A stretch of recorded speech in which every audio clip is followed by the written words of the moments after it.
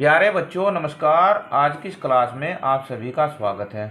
आज हम गणित कक्षा 8 अध्याय 2 एक चर वाले रैखिक समीकरण को शुरू करने जा रहे हैं। जैसा कि आप जानते हैं कि जब हम किसी अध्याय को शुरू करते हैं तो उसके बारे में हम परिचय वीडियो जरूर बनाते हैं ताकि उसमें जो आगे प्रश्नावली सोल्व करनी है उसमें हमें कोई दिक्कत ना हो।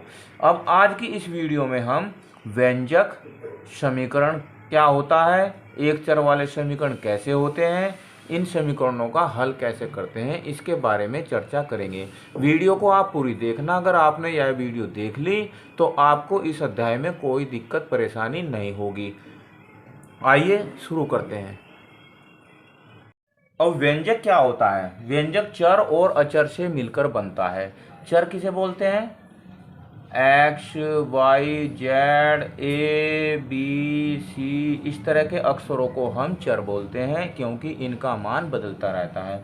अचर क्या होते हैं? हम अच्छी तरह कक्षा 7 में पढ़ चुके हैं। 1, 2, 3, ये इस तरह गिनती की संख्याएं जो है अचर कहलाती है। अब बीजीय व्यंजक इन दोनों से मिलकर बनता है। जैसे x plus 2, 2x plus 4, 5y plus 3, 3x plus 4y plus 3, ये इस तरह के बीजीय व्यंजक होते हैं। देखो इनमें चर भी है और इनमें अचर भी है। अब बीजीय व्यंजक का तो हमें लग गया पता। इसके बाद हम समीकरण देखते हैं। समीकरण अभी हमने क्या लिखा था? बीजीय व्यंजक x plus 2, 2x plus 4, m plus 5, ये इस तरह के हमने बीजीय व्यंजक लिखे थे। अब अगर मैं इनके सामने बराबर का चिन्ह लगा देता हूं और इधर लिख देता हूं 5, 4, कोई भी संख्या लिख देता हूं तो ये हो जाएगी समीकरण।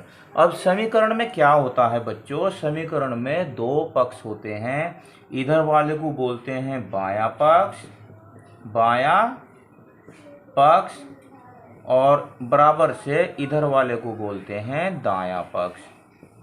ये बात आपको ध्यान रखनी है। कितने पक्ष होते हैं? बायां पक्ष और दायां पक्ष। जो हमारे बाईं ओर है वो बायां पक्ष, जो हमारे दाईं ओर है वो दायां पक्ष। बराबर बीच में होता है समता का चिन्ह।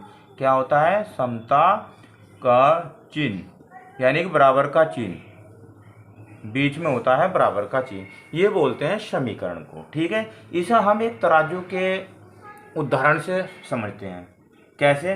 देखो, जैसे ये एक तराजू है, ये अब हमने क्या किया कि इधर तो लिख दिया हमने x प्लस 2 और इधर इस पलड़े में आ गया आपका 5। क्या किया? बाएं पलड़े में रख दिया हमने x प्लस 2 और इधर रख दिया 5। तो x प्लस 2 का मान 5 के बराबर होगा, तभी तो पलड़ा का बैलेंस सही रहेगा, तराजू का बैलेंस सही रहेगा।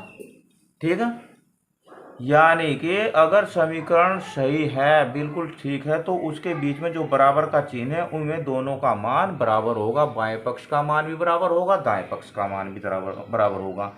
अब इसमें आता है एक चर वाले रैखिक समीकरण। वे कैसे होते हैं? अब देखो पॉइंट है एक चर वाले रैखिक समीकरण।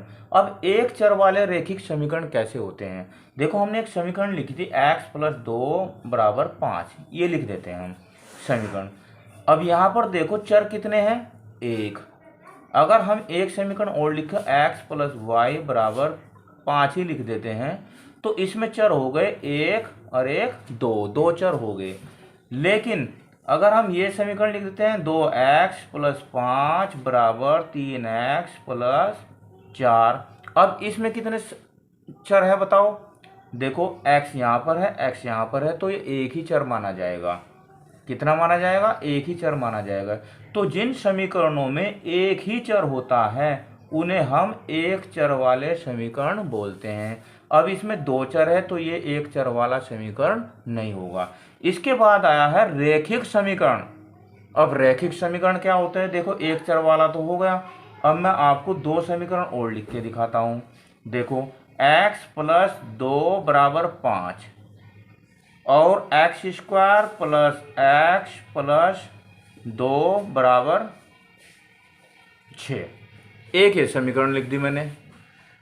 तो इन दोनों समीकरणों में क्या अंतर नजर आ रहा है आपको? देखो यहाँ पर x की घात 1 है और यहाँ पर x की घात 2 है। तो अगर x की घात 1 है या किसी चर की घात 1 है तो वो होगा रैखिक समीकरण। कैसा होगा? रैखिक समीकरण होगा। और यदि घात 2, 3, 4, 5 कितनी भी हो गए तो वो रैखिक समीकरण नहीं होगा। ये पहचान है। अब देखो आपने समीकरण को सीख लिया, एक चर वाले रैखिक समीकरण को सीख लिया और एक चर से ज्यादा रैखिक समीकरण वालों को भी आपने जान लिया है। ठीक है, इसके बाद इन समीकरणों का हल कैसे करते हैं उसके बारे में चर्चा कर लेते हैं। अब देखो समीकरण का हल। अब समीकरण का हल, जैसे मान लो एक समीकरण लिख देता हूं मैं, x + 2 बराबर 5।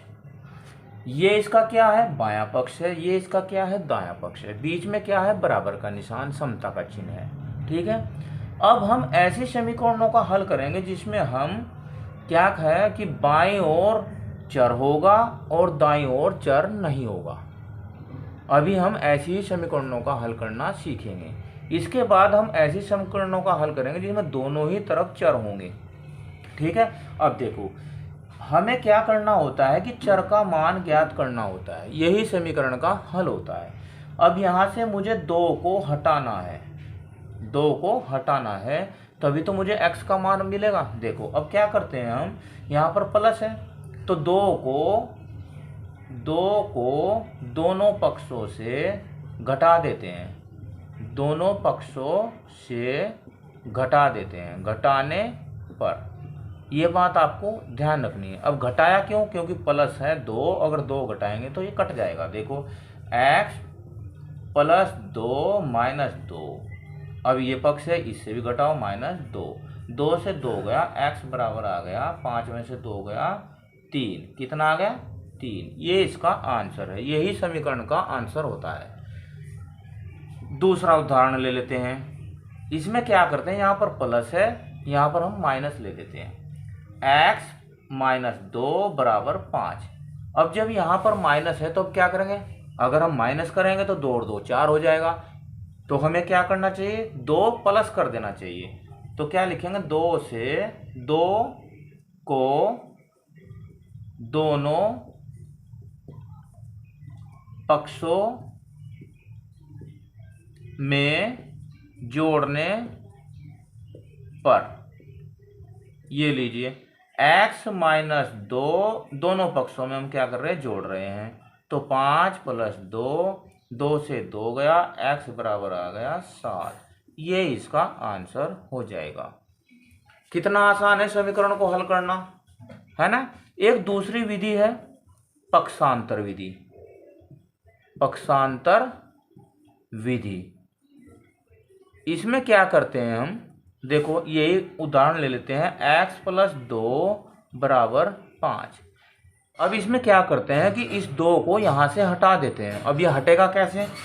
इसे हम बाईं ओर से दाईं ओर ले जाएंगे। तो यहां लिखेंगे 2 का पक्षांतर, पक्षांतर करने पर। चलो अब कैसे होगा इसका पक्षांतर? x बराबर, ये इधर प्लस का है तो इधर जाके माइनस हो जाएगा। क्या हो जाएगा? माइनस। अब x बराबर आ गया 3। ये लो, ये भी बड़ा सिंपल फॉर्मूला है, ये भी बहुत आसान तरीका है। क्या किया हमने? 2 को हम इधर ले गए दाईं ओर, और उधर जाते ही हमेशा याद रखना कि चिन्ह चेंज हो जाते हैं। अगर प्लस का है तो माइनस हो जाएगा, माइनस का है तो प्लस हो जाएगा, गुणा में है तो भाग हो जाएगा, और भाग में है तो गुणा हो जाएगा। ठीक है, अब देखो 2 उदाहरण देख लें, प्लस का और माइनस का। अब गुणा और भाग का भी एक एक उदाहरण हल कर लेते हैं। अब ये देखो 5x बराबर 20। अब यहाँ पर हमें x का मान ज्ञात करना है। तो यहाँ पर ना तो प्लस है और ना माइनस है, क्या है? यहाँ पर गुणा हुई है 5 की x में। तो अगर गुणा हुई है तो हम इसमें अगर 5 से भाग कर दे तो देखो 5 से दोनों पक्षों में भाग करने पर कैसे? 5x, लो जी 5 से भाग कर दिया। 20, इसमें भी 5 से भाग कर दिया। कोई दिक्कत? यहाँ तक तो दिक्कत होनी नहीं चाहिए। 5 से 5 गया x, और 5 चौक 20। जब 5 से 4 को भाग करेंगे तो आंसर आ जाएगा हमारा 4।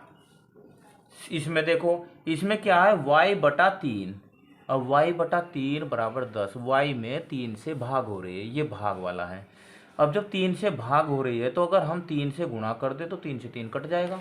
यहाँ लिखो 3 से दोनों पक्षों में भाग नहीं, यहाँ पर भाग है ना, तो यहाँ गुणा करने पर, चलो y/3 गुणा करनी 3 से, इधर क्या है? 10 गुणा करनी 3 से, कर दो। 3 से 3 गया, कितना बचा? y, और 10 या 30। इसका आंसर आ गया 30।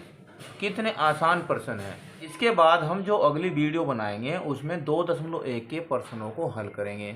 वीडियो कैसी लगी मुझे कमेंट में ज़रूर बताना। धन्यवाद, आपका दिन शुभ हो।